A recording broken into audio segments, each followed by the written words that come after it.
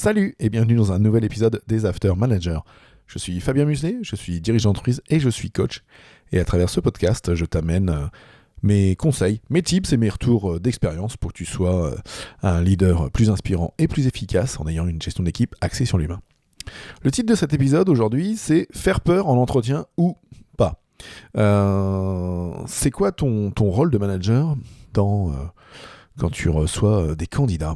Est-ce que tu dois leur vendre le poste et leur faire plaisir et leur montrer tous les bons côtés, ou est-ce que tu dois leur faire peur et faire en sorte qu'ils aient pu venir ?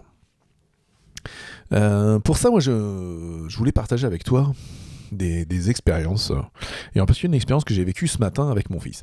J'ai emmené mon fils ce matin dans un CFA. Il veut être cuisinier, et donc il veut rentrer en CAP cuisine. Et donc on a commencé tous les deux à aller à prospecter un petit peu et puis à se renseigner sur les formations. On avait déjà vu un CFA il y a 15 jours et en fait on a eu, je dirais, des expériences un peu différentes.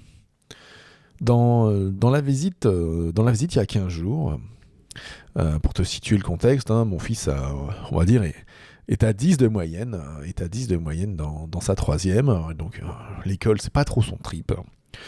Passer des heures à bûcher, c'est pas sa tasse de thé du tout. Et donc on voit, là, il y a 15 jours, dans une journée porte ouverte, une prof pour échanger sur les filières CAP, Bac Pro, etc. Et en fait, une des questions de la prof envers mon fils, c'était de lui dire « T'es comment à l'école ? Qu'est-ce que ça donne pour toi ?» Et donc il lui répond « Je suis un peu moyen, je suis à 10. » Là, la réaction de la prof, elle est de lui dire alors, si t'es à 10, Bac Pro, ça va être compliqué. En plus, vous allez être beaucoup dans la classe, donc non, vaut mieux pas. Donc fais un CAP, ce sera beaucoup, beaucoup plus facile, voilà. Bon, c'est quoi le but de ça ? Elle vient de décourager quelqu'un qui aurait peut-être pu envie, parce qu'avant de partir à cette journée porte ouverte, il avait envie de faire un Bac Pro, parce que il avait vu CAP, Bac Pro, et il disait que Bac Pro pouvait être plus sympa. Bon, du coup, en sortant de cet entretien, là, il avait plus envie du tout. Voilà, c'était CAP et rien d'autre. Et après, donc ça, c'est, je dirais, une première expérience où, le recruteur au candidat. La deuxième expérience qu'il a pu vivre, donc c'était ce matin, comme je te dis, on était sur Calais, et donc on allait visiter un CFA, et donc on a vu le responsable de formation, et là ça a été un peu différent, parce que là il lui a dit c'est combien tes notes, 10, ok, oui, c'est AP, pourquoi pas, par contre, il l'a rassuré en disant tu sais, il y a beaucoup d'élèves qui arrivent de 3e, qui en ont marre du cycle classique, qui n'y arrivent pas, et puis ils arrivent dans une filière qui leur plaît, que ce soit cuisine ou autre, et du coup, en Bac Pro, ils se débrouillent très bien. Alors certes, ils finissent pas à 18 de moyenne, mais leur moyenne monte, ils font une belle scolarité, et ils sortent et ils ont leur bac. Et là, tu vois, déjà là, tu as un discours qui est totalement différent. Puisque après, il se met, la personne, le recruteur, se met à hauteur, utilise ses expériences et valorise d'une autre manière et donne des pistes de progrès. Après, dans l'entretien, ça a été de la même manière. Il a expliqué énormément de choses à mon fils en disant tu es en 3e, tu vas arriver, si tu pars en apprentissage, il y a ça qui va être compliqué, il y a ça qui va être compliqué, mais bon, tu peux faire ça, tu peux faire ci. Et donc il a été dans une démarche tout autre. Il n'a pas été dans la démarche de défoncer ou d'être complètement négatif pour écarter, pour dire non, allez, ciao, voilà. Non, il a été dans une démarche de donner aux jeunes qui étaient en face de lui toutes les cartes pour prendre en main son avenir. Toutes les cartes. Et c'est ça que tu dois faire aussi en tant que manager, que ce soit quand tu recrutes, ou quand tu peux recevoir un de tes dans le cadre de sa carrière ou dans le cadre de ses entretiens de type 1 à 1 que tu peux faire avec lui à intervalles réguliers. Ton rôle, c'est ça, c'est d'être aussi comme dans la posture de cet enseignant, de ce responsable de filière qui a ouvert les yeux à mon fils, qui lui a ouvert les yeux sur beaucoup de choses, qui a répété des choses qu'on avait pu voir la semaine d'avant, mais en les nuançant et en lui donnant toutes les cartes en main. En lui disant, bah oui, ça va être compliqué, mais ça non. Tu me dis que tu viens pour ça, mais tu pourras faire ça. Et ça ira dans ce que tu veux. Et par contre, il y a ça qu'il faudra que tu saches prendre en main. Donc il lui a donné toutes les clés en main. Et conclusion, aujourd'hui,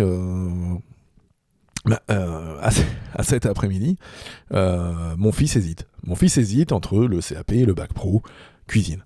Après, de la même manière, l'enseignant ce matin l'a rassuré en lui disant tu peux faire un CAP et quand tu as ton CAP, tu reviens dans le cycle plus classique et tu viens faire ton bac pro.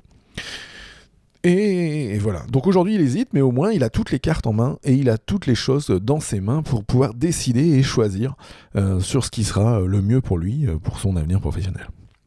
Donc ton rôle de manager, c'est exactement la même chose. Et c'est de la même chose que tu sois en train de recruter. Si tu as quelqu'un qui vient te voir en entreprise pour être recruté, qui répond à une annonce, la personne, forcément, elle ne sait pas tout ce qui se passe dans ton entreprise. Elle ne sait pas comment sont les process et les procédures.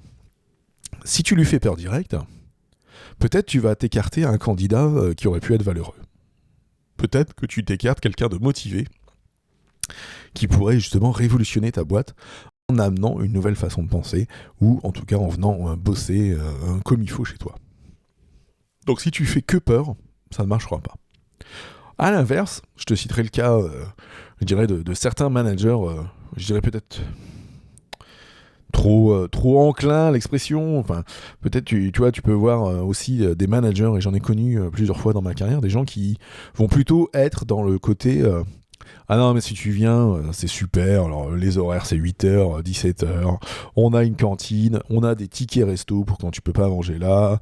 On a une bonne ambiance, on a un baby-foot, on a ceci, on a cela.